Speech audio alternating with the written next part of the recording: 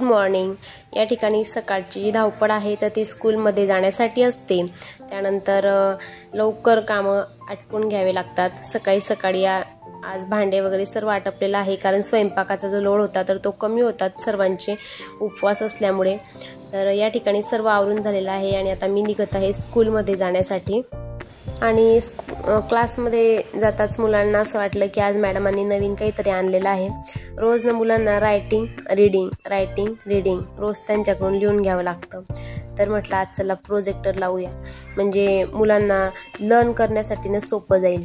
आणि पेपर आता जवळ येत आहेत, त्यामुळे त्यांना स्टोरी राईम्स या गोष्टी ऐकल्या वारंवार तर त्यांना लर्न करण्यासाठी सोपं जातं। म्हणून आज मी टीचिंग जे होतं तर त्यांचं प्रोजेक्टर लावून घेतलं क्लासमध्ये।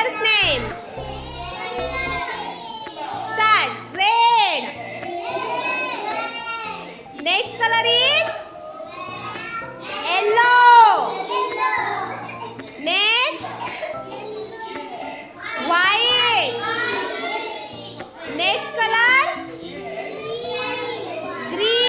तर या ठिकाणी लंच ब्रेकच्या आधीचं माझं लेक्चर होतं तर ते झालेलं आहे। नंतर लंच ब्रेक झाला, नंतर मुलांकडून एका सब्जेक्टचं रायटिंग करून घेतलं आणि त्यांना आज म्हटलं नवीन काहीतरी आणखी तर खेळण्यासाठी नेलं। Hands down, hands up, hands down.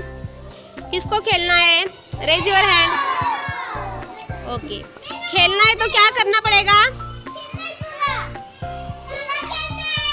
Hold your hand and shut your mouth. Okay?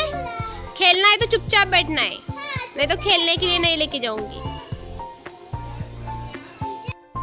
आणि मुलांना खेळण्यासाठी आणलं तर ते इतके खुश होते आणि इतके आनंदित होते की त्यांना असं वाटलं चला आज आता अभ्यासापासून आपली सुट्टी झाली आणि आता आपल्याला मस्त खेळायचंय, एन्जॉय करायचंय असं त्यांना वाटत होतं। तर मुलं आज खूपच असे खुश होते। त्यानंतर स्कूल वगैरे सुटली तर आम्हाला नंतर लेसन प्लॅन वगैरे काढणं हे अशी कामं असतात आणि नंतर आम्ही सुद्धा मुलं गेल्यानंतर मग घरी जातो। आणि घरी आली तर उपवास होता, म्हटलं नाही का चला पापड वगैरे तळून थोडं खावे, परंतु पापडमध्ये थोडं असं मला कुठेतरी हे दिसलं 1-2 आडीसारखं। तर म्हटलं छान आता आपलं जे पितृपक्षाचं महिन्यामध्ये ऊन पडतं तर ऊन चांगलं पडलेलं आहे, तर नेमकं म्हणून मी या ठिकाणी उन्हामध्ये सर्व आपले चकली पापड जे होतं तर ते वाळत घालून दिलं आणि म्हटलं आता हे आपण खाऊ नये। त्यानंतर मग झटपट म्हटलं आता काहीतरी पाहिजे, पोटाला भूक तर लागलेली। मग राजगिऱ्याचे लाडू जे होते तर दूध गरम केलं आणि लाडू जे होते तर ते दुधामध्ये असे मोडून घेतले। लाडू एकदम बारीक मोडून घ्यायचे। कोणाकोणाला गोड आवडतं तर आपण त्याच्यामध्ये साखर किंवा तूप पण घालू शकतो, म्हणजे जर आपल्याला एमर्जन्सीसाठी भूक लागली तर आपला पटकन असं फराळाचं तयार करू शकतो आणि खाऊ शकतो। तर या ठिकाणी झटपट जे काही फराळाचं आहे तर ही रेसिपीसुद्धा तुम्हाला कशी वाटली आणि स्कूलमधील जे काही व्हिडिओज आहेत तर ते तुम्हाला कसे वाटतात आणि आणखी काय इम्प्रूव्हमेंट केली पाहिजे, किंवा कोणी जर माझ्या ताई शिक्षिका असतील तर त्यांनासुद्धा ह्या व्हिडिओची नक्कीच मार्गदर्शन होईल।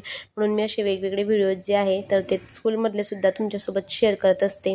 तर आजचा ब्लॉग्स तुम्हाला कसा वाटला नक्की सांगा। आवडला असेल तर लाईक शेअर करा आणि सबस्क्राईब करायला विसरू नका। धन्यवाद।